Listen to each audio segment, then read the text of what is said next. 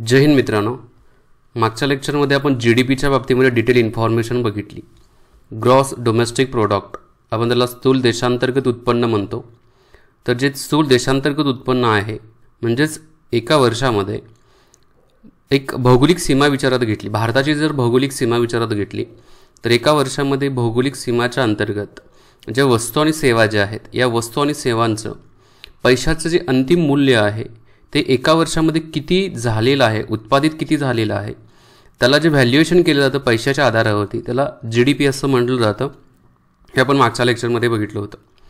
आता या लेक्चरच्या माध्यमातून आपण काय करणार आहे तर त्याचा पुढचा जो भाग आहे म्हणजेच जीएनपी जो आहे, जीएनपी ग्रॉस नॅशनल प्रोडक्ट जो आहे, हा ग्रॉस नॅशनल प्रोडक्ट काय आहे म्हणजे स्थूल राष्ट्रीय उत्पन्न.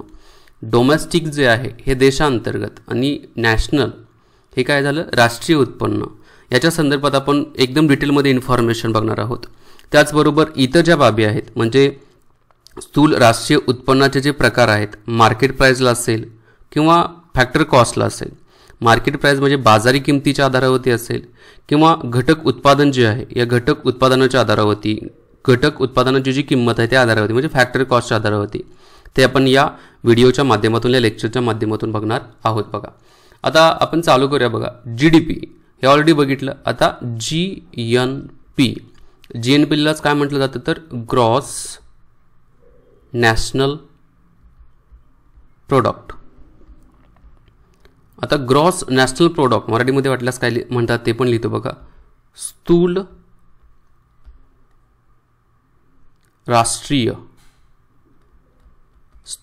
राष्ट्रीय उत्पन्न. ओके, जीएनपीला म्हटलं जातं. आता जीएनपीची व्याख्या काय सांगण्यात येते बघा. एक मी फक्त छोटंसं त्याचं फॉर्म्युला टाईपमध्ये लिहितो आणि ते एकदम व्यवस्थित एक्सप्लेन करतो. GDP plus X minus M. X काय राहतं तर विदेशातून प्राप्त झालेले किंवा उत्पन्न असेल, प्राप्त केलेले उत्पन्न. कुठून? विदेशातून प्राप्त केलेले उत्पन्न. परकीय देशातून जे उत्पन्न प्राप्त झालं ते. आणि एम काय आहे? भारतातून बाहेर गेलेले उत्पन्न. बाहेर गेलेले उत्पन्न. ओके, आता हे दोन मुद्दे कळले. आता जीएनपी म्हणजे काय बघा. जे देशांतर्गत जीडीपीला पहिल्यांदा समजून घेऊ. आपण म्हणलो जसं मागच्या वेळेला सांगितलेलं आहे, एक आपण इंडिया घेतला, इंडियाचा नकाशा घेतला. आपण एक नकाशा ढोबळमानाने मी काढतोय, थोडा समजून घ्या. ठीक आहे, ओके, असा काहीतरी आहे. तर हा इंडिया जो आहे या इंडियाच्या भौगोलिक सीमांच्या अंतर्गत ज्या वस्तू आणि सेवा ज्या आहेत या वस्तू आणि सेवांचं जे उत्पन्न जे होतं या उत्पन्नाची काय केली जाते?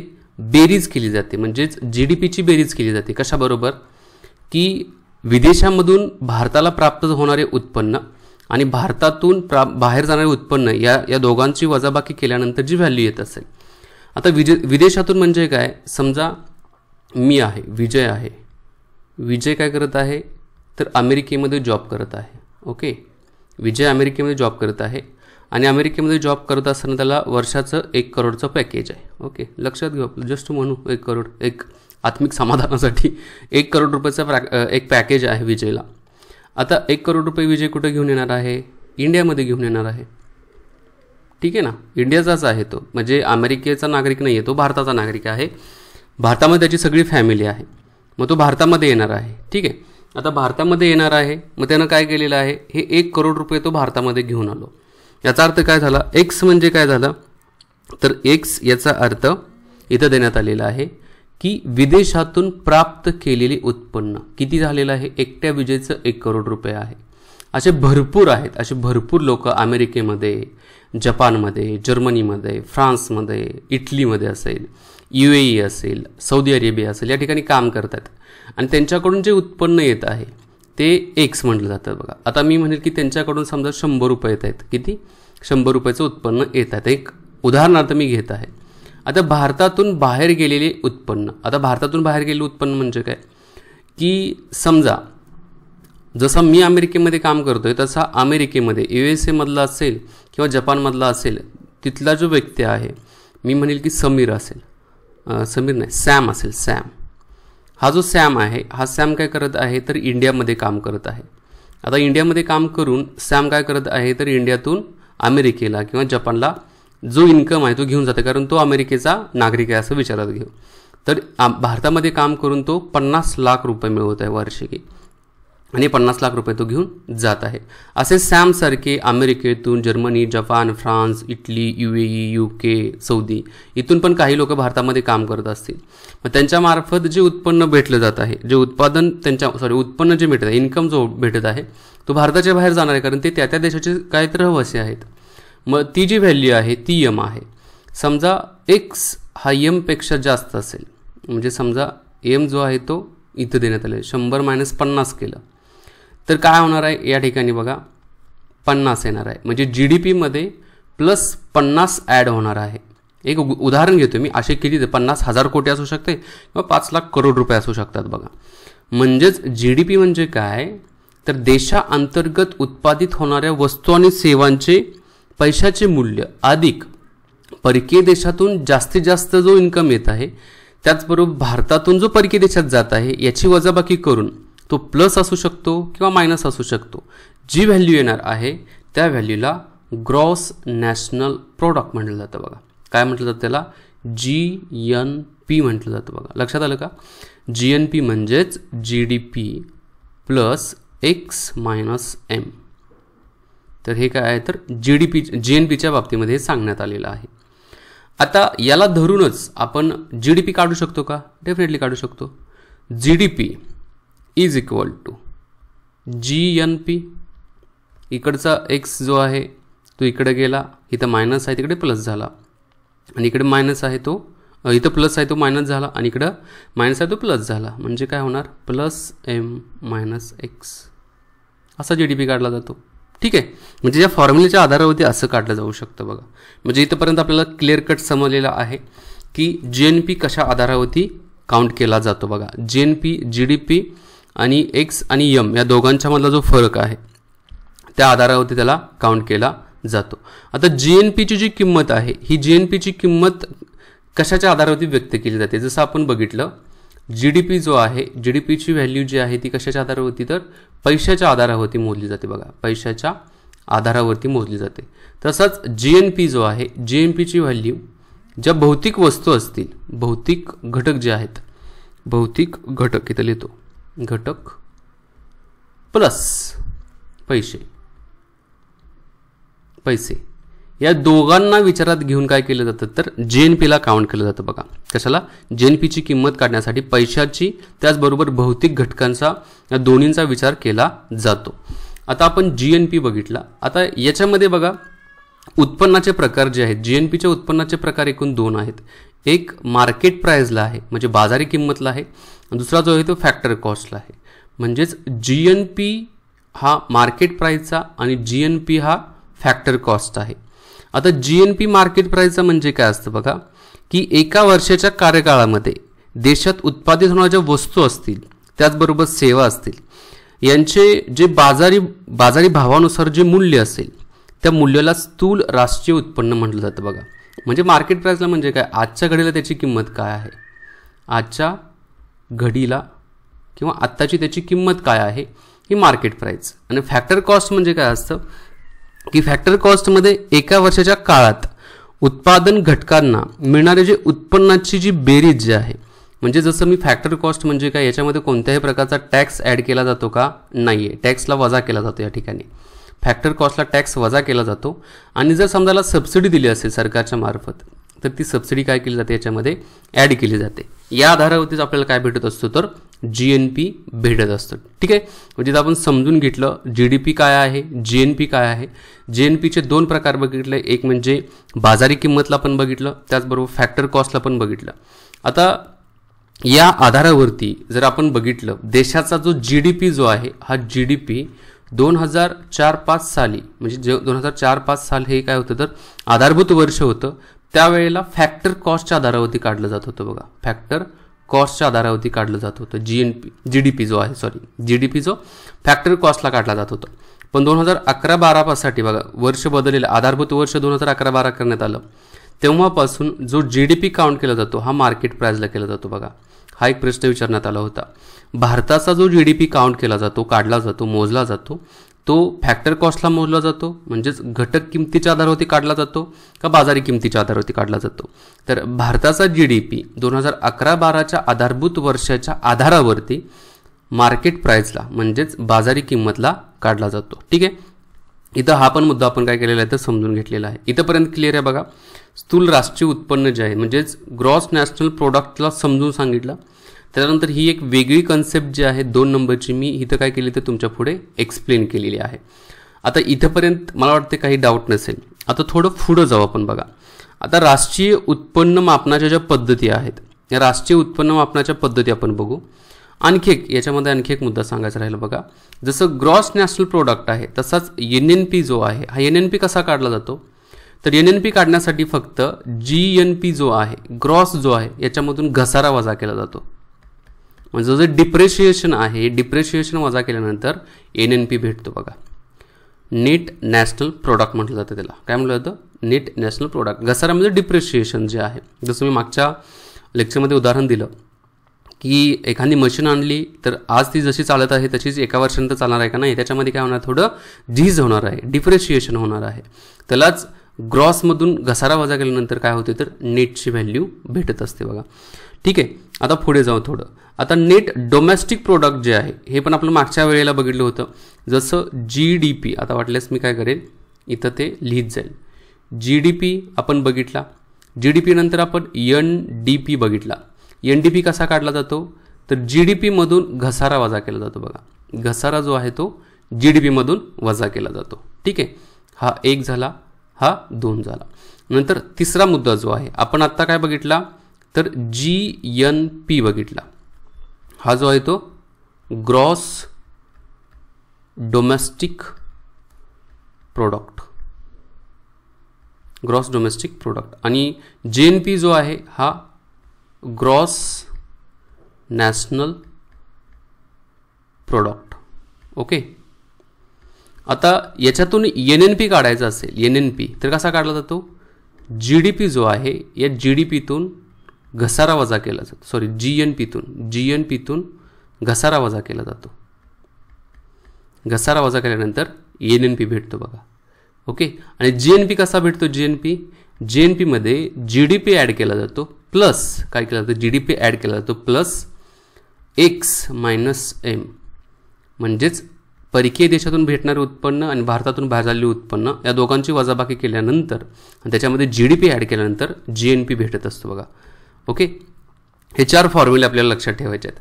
आता या आधारावरती बघा मार्केट प्राइस MP लिहितो. बघा आणि फॅक्टर कॉस्ट या दोघांना पण विचारात घेण्यात आलेले आहे. बघा मार्केट प्राइस आणि फॅक्टर कॉस्ट मध्ये फक्त काय केलेले आहे तिथं लावलेले आहेत. बघा आता GDP मार्केट प्राइसचा, नंतर NDP मार्केट प्राइसचा, नंतर GNP मार्केट प्राइस आणि NNP हा मार्केट प्राइस.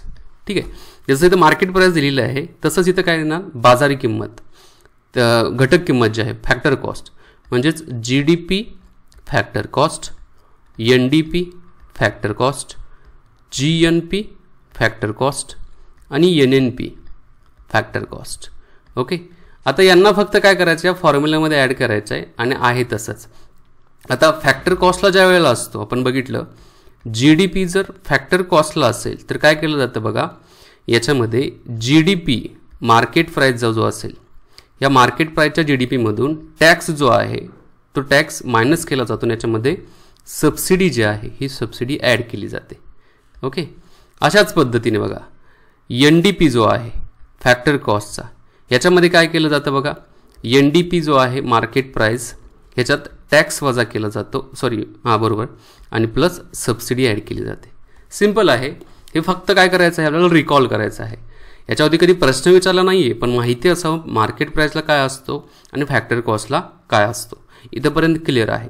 आता आपण थोडं काय करू की जे राष्ट्रीय उत्पन्न जे आहे हे राष्ट्रीय उत्पन्न मापनाच्या ज्या पद्धती आहेत इंडियामधल्या ज्या दोन इम्पॉर्टंट जे आहेत म्हणजेच घटक खर्च पद्धती उत्पन्न खर्च पद्धती आहे आणि दुसरी जी आहे ते उपभोग खर्च बचत पद्धती जी आहे या पद्धतीनं थोडं काय करू तर आपण समजून घेऊ बघा. एक राष्ट्रीय उत्पन्न मापन पद्धती, राष्ट्रीय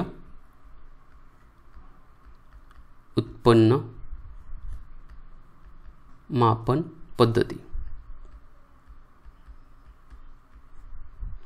तीन आहेत पण इंडियामधले जे आहेत ना ते इंडियामधले आपण इथं बघत आहोत बघा. आता खर्च किंवा उपभोग बचत पद्धती जी आहे पहिली जी आहे ते खर्च किंवा उपभोग घेणे, उपभोग बचत पद्धत हा पहिला देण्यात आलेला आहे बघा. आता याच्यामध्ये काय काय मुद्दे आहेत बघा. आता या पद्धतीत काय केलं जातं एका वर्षाच्या काळात देशात होणाऱ्या एकूण खर्चाची मग तो खाजगी खर्च असेल किंवा सरकारी खर्च असेल या एकूण खर्चाची बेरीज करून राष्ट्रीय उत्पन्न मोजले जाते बघा. म्हणजे काय होतं बघा खर्च पण विचारात घेतला जातो या ठिकाणी मग तो सरकारचा असेल किंवा कोणाचा असेल तर खाजगी असेल या सर्व खर्चांची बेरीज एकत्रित केली जाते आणि त्याच्यातून राष्ट्रीय उत्पन्न मोजले जाते. म्हणून या पद्धतीला काय म्हटलं जातं राष्ट्रीय उत्पन्न मोजताना बचतीचा समावेश केला जातो. आता कधी कधी काय केलं जातं याच्यामध्ये राष्ट्रीय उत्पन्न मोजत असताना जी बचत आहे या बचतीचा पण इथं समावेश केला जातो. खर्च किंवा उपभोग बचत पद्धतीमध्ये देशाचा मग तो सरकार असेल सरकारी प्लस खाजगी या दोघांचं काय केलं जातं तर या दोघांचा खर्चाचा एकत्रित बेरीज करून राष्ट्रीय उत्पन्न मोजलं जातं. ठीक आहे हा पहिला मुद्दा झाला. म्हणजे याच्यामध्ये खर्च येतोय बघा खर्च प्लस काय केलं जातं याच्यामध्ये बचत या दोघांची एकत्रित केल्यानंतर जी व्हॅल्यू होत्या ती खर्च किंवा उपभोग बचत पद्धती जी आहे इथं वापरली जाते बघा. आता दुसरी पद्धत जी आहे सेकंड नंबरची ती कोणती आहे तर दुसऱ्या पद्धतीमध्ये आहे उत्पन्न किंवा घटक खर्च पद्धती. उत्पन्न किंवा घटक खर्च पद्धती काय आहे नक्की आपण याला समजून घेऊ. उत्पन्न आणि घटक खर्च पद्धती. आता याच्यामध्ये काय केलं जातं एका वर्षाच्या कालावधीत देशातील व्यक्ती असेल म्हणजे मी स्वतः असेल संस्था असेल म्हणजे एक मोठी कंपनी असेल यांनी मिळवलेल्या निव्वळ उत्पन्नाची बेरीज एकत्रित केली जाते. आता टाटा कंपनी आहे या टाटा कंपनीने प्लस विजय असेल प्लस अशा हजारो लोक आहेत यांनी या सर्वांनी एकत्रित करून जे नेट इन्कम जो आहे नेट इन्कम म्हणजेच निव्वळ उत्पन्न जो आहे या सगळ्यांची काय केली जाते बेरीज केली जाते या सगळ्यांची ॲडिशन केली जाते. त्यालाच काय म्हटलेलं आता या सगळ्यांची काय केली जाते बेरीज केल्यानंतर याच्यातून एक राष्ट्रीय उत्पन्न जे आहे ते निश्चित केलं जातं बघा. देशाचं राष्ट्रीय उत्पन्न या ठिकाणी निश्चित केलं जातं. आता हे जे राष्ट्रीय उत्पन्न आहे या उत्पन्न पद्धतीत बघा सेवा क्षेत्राचा स्थूल देशांतर्गत उत्पादन दर्शवते बघा. म्हणजेच असं जर सगळं आपण बघितलं नेट इन्कम किती झालेलं आहे. आता टाटा कंपनी जी आहे सर्व्हिस प्रोव्हाइड करते विजयनं सर्व्हिस केलेली आहे या सगळ्यात इन्कम टॅक्स वगैरे भरलेला आहे त्याच्यातून जे एकूण जी व्हॅल्यू येते ती राष्ट्रीय उत्पन्न निश्चित करण्यासाठी वापरली जाते. आता याच्यामध्ये बघा राष्ट्रीय उत्पन्न मग एकूण जो दिलेली संपूर्ण माहिती असेल मग ती टाटा कंपनीची असेल मी स्वतः विजयचं केलेलं श्रम असेल आणि माझ्याकडे असणारे पैसे त्याच्यातून भेटणारं व्याज असेल त्याच्यातून भेटलेला लाभ असेल जो सगळ्यांना एकत्रित करून ही उत्पन्न किंवा घटक खर्च पद्धतीचा वापर करून राष्ट्रीय उत्पन्न काय केलं जातं तर मोजलं जातं बघा. इथंपर्यंत क्लिअर आहे. म्हणजेच राष्ट्रीय उत्पन्न मापन पद्धती ज्या आहेत दोन आपण इथं या ठिकाणी काय केलेल्या तर बघितलेल्या आहेत बघा. आता काही संस्था आहेत बघा त्या संस्थांच्या विषयी आपण काय करूया तर थोडी माहिती घेत पुढे जाऊया बघा. एक जी संस्था आहे ती आहे CSO सेंट्रल स्टॅटिस्टिक ऑफिस. आता सेंट्रल स्टॅटिस्टिक ऑफिसची जी स्थापना आहे ही 1954 मध्ये करण्यात आली होती बघा. 1954 मध्ये केली आणि वर्किंग जे आहे ॲक्च्युली वर्किंग या CSOचं कधी चालू झालं होतं तर 1955 पासून वर्किंग चालू झालं होतं. सेंट्रल स्टॅटिस्टिक ऑफिस ठीक आहे, सेंट्रल स्टॅटिस्टिक किंवा केंद्रीय सांख्यिकी कार्यालय म्हणण्यात आलेलं आहे. आता याचं मुख्यालय हेडक्वार्टर HQ म्हणजे हेडक्वार्टर कुठं आहे तर दिल्ली या ठिकाणी आहे बघा, नवी दिल्ली या ठिकाणी आहे. आणि औद्योगिक हेडक्वार्टर जर बघितलं म्हणजेच इंडस्ट्रियल हेडक्वार्टर जर बघितलं तर इंडस्ट्रियल हेडक्वार्टर याचं कुठं आहे तर इंडस्ट्रियल हेडक्वार्टर याचं आहे कलकत्ताला आहे बघा, कलकत्ता या ठिकाणी इंडस्ट्रियल हेडक्वार्टर आहे. आता 1954 मध्ये बघा CSO जो आहे 1954 मध्ये CSO हा काय होता, याच्या अगोदर ही CSO एक संस्था होती. 1951 मध्ये ॲक्च्युली ही संस्था होती. नंतर तिचं रूपांतर 1954 मध्ये बघा, म्हणजे ऑर्गनायझेशन हा इथं शब्द होता, ते ऑफिस जे आहे ते 1954 मध्ये करण्यात आलं होतं बघा. ठीक आहे, ओके. आता यांचं काय काम असतं बघा, तर राष्ट्रीय उत्पन्न मोजायचं आहे, म्हणजेच नॅशनल इन्कम जो आहे CSOचं काम काय असतं, नॅशनल इन्कम मेजरमेंट. CSOच्या मार्फत राष्ट्रीय उत्पन्न काय केलं जातं, मोजलं जातं. आता उत्पन्न मोजण्यासाठी एक उत्पादन पद्धत जी आहे, दुसरी उत्पन्न पद्धत, या दोन्ही पद्धतीचा काय केला जातो CSOच्या मार्फत वापर केला जातो बघा. आणि आकडेवारी काढली जाते आणि ती आकडेवारी प्रकाशित केली जाते. आता CSOच्या मार्फत काही बघा प्रकाशित केलेली पुस्तकं असतील किंवा निर्देशांक असतील, ते कोणते कोणते आहेत बघा, म्हणजे कोणते कोणते निर्देशांक CSOच्या मार्फत देण्यात येतात बघा. एक नॅशनल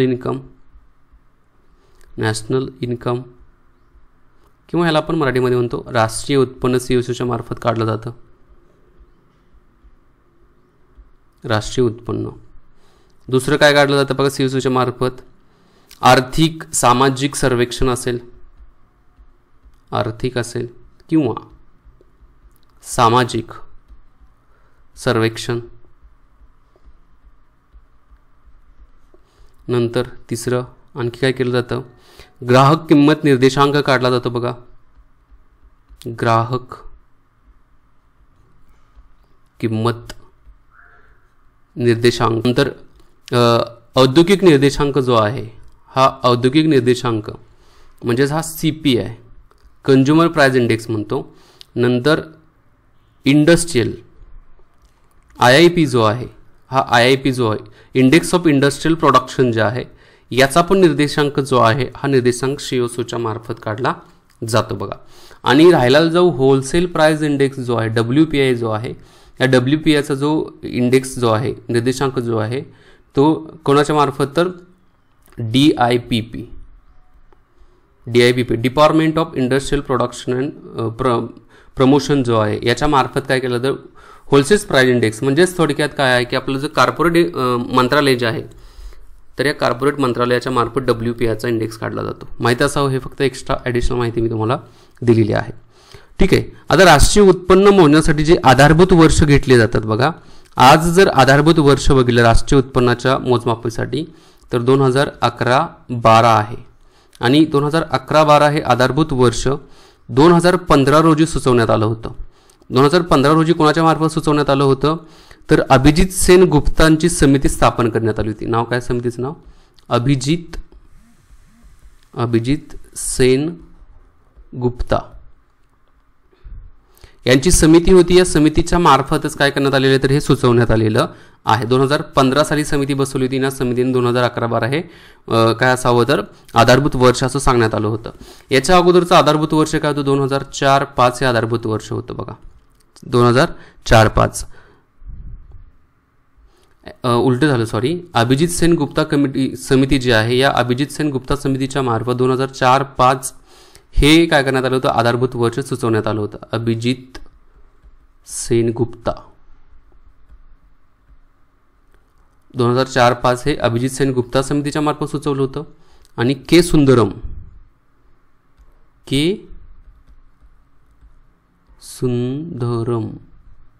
सुंदरम समितीच्या मार्फत 2011-12 हे वर्ष सुचवण्यात आलं होतं बघा. लक्षात ठेवा. एक मिनिट मी हे खोडतो, थोडं चुकलं. ओके, डोंट वरी, काय प्रॉब्लेम नाही आहे, लक्षात राहील तुमच्या हे. आणि आत्ता 2017-18 हे आधारभूत वर्ष असावं राष्ट्रीय उत्पन्नासाठी. ढोलकिया समिती जी आहे, ढोलकिया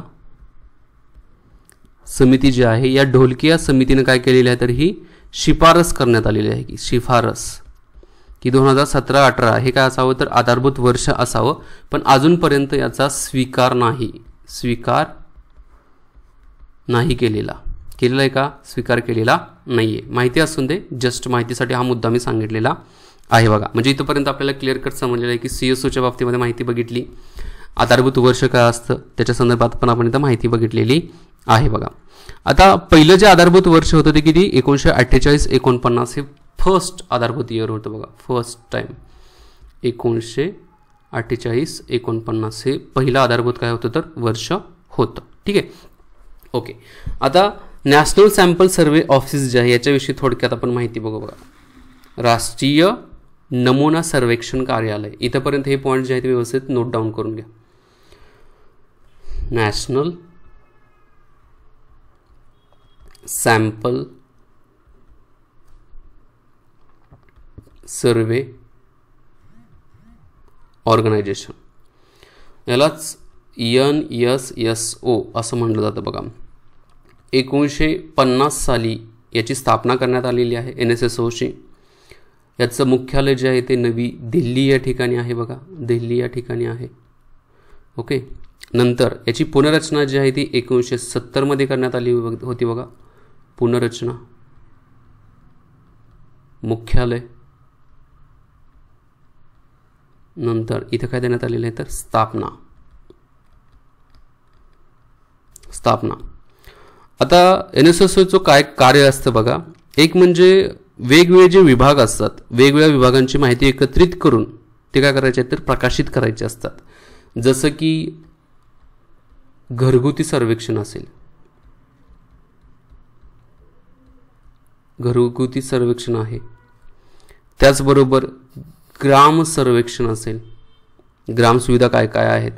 नंतर पशुसुधारणा संदर्भातलं सर्वेक्षण असेल. ओके. ही कामं काय केली जातात तर ह्या NSSOच्या मार्फत केली जातात बघा.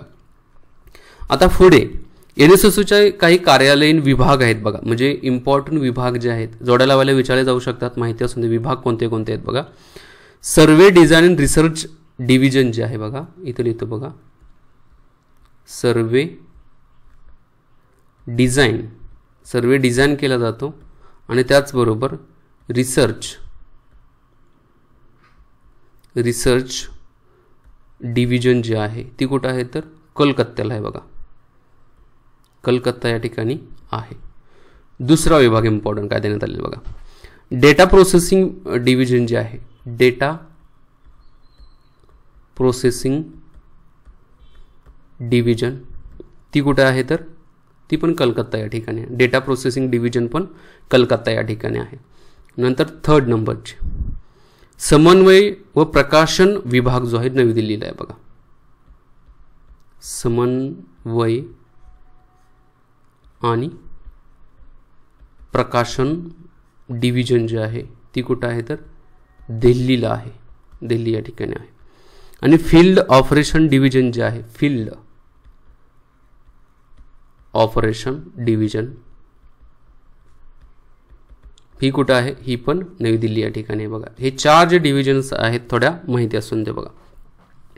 आता NSSOच्या मार्फत काय सर्वेक्षण केलं जातं, जसं इथं मी थोडक्यात सांगितलं. घरगुती सर्वेक्षण, ग्राम सर्वेक्षण, संदर्भातलं सर्वेक्षण असेल. नंतर शिक्षणाच्या बाबतीमध्ये बघा सर्वेक्षण केलं जातं. एज्युकेशनच्या बाबतीमध्ये केलं जातं. रोजगार, त्याचबरोबर बेरोजगारी जी आहे याच्या संदर्भात सर्वेक्षण केलं जातं. दारिद्र्य जे आहे, दारिद्र्याच्या संदर्भात पण दारिद्र्य याच्या संदर्भात पण सर्वेक्षण केलं जातं. NSSOच्या मार्फत हे काय केलं जातं तर ही सर्वेक्षणं केली जातात. ठीक आहे. तर अशा प्रकारे आपण एकदम डिटेलमध्ये काय केलेलं आहे इथं इन्फॉर्मेशन बघितलेली आहे NSSOच्या बाबतीमध्ये. आता काय करण्यात आले बघा, CSO आणि NSSO या दोघांना एकत्रित करून NSO करण्यात आहे बघा. National statistic office. आता रिसेंटली काय केलेलं आहे तर ही सुधारणा केलेली आहे मागच्या वर्षी. हे पण थोडं काय असावं तर माहिती असावं. तर इथं एकदम डिटेलमध्ये आपण इन्फॉर्मेशन बघितली. NSSOच्या बाबतीमध्ये बघितली, CSOच्या बाबतीमध्ये बघितली, त्याचबरोबर NSOच्या बाबतीमध्ये पण माहिती बघितली. इथं बघा CSO आणि NSSO दोघांना एकत्रित करून NSO नॅशनल स्टॅटिस्टिक ऑफिस करण्यात आलेलं आहे. त्याच्या अगोदर राष्ट्रीय उत्पन्नाच्या पद्धती आपण बघितल्या. एक म्हणजे खर्च पद्धती बघितली, उत्पन्न पद्धत पण आपण त्या ठिकाणी समजून घेतलेली आहे. खर्च आणि उत्पन्न पद्धतीचा वापर इंडियामध्ये केला जातो याच्यामध्ये. त्याच्यानंतर आपण त्याच्या अगोदर जे काही राष्ट्रीय उत्पन्न मोजण्यासाठी जे GDP असेल, GNP असेल, नंतर NNP असेल, नंतर जो आपला NDP असेल, या सर्वांच्या बाबतीमध्ये, नंतर फॅक्टर कॉस्ट, त्याचबरोबर मार्केट प्राईस काय असते याच्या बाबतीमध्ये म्हणजे एकदम डिटेल इन्फॉर्मेशन आपण काय केलेलं आहे तर या लेक्चरच्या माध्यमातून घेतलेली आहे. आता या ठिकाणी काय झालेलं आहे की राष्ट्रीय उत्पन्नाच्या बाबतीमधला हा जो मुद्दा आहे हा इथं काय झालेला तर संपलेला आहे. नेक्स्ट भाग जो आहे म्हणजे ॲक्च्युली उत्पन्नाचे प्रकार काय असतात, नंतर उत्पन्न मोजण्याच्या पद्धती काय असतात, त्याचबरोबर हरित GDP काय असतो, त्याचबरोबर क्रयशक्ती समानता म्हणजेच पर्चेसिंग पॉवर पॅरिटी काय असते, या सर्वांच्या बाबतीमध्ये आपण काय करूया तर नेक्स्ट लेक्चरला माहिती घेऊया. मी इथं थांबतो. जय हिंद मित्रांनो.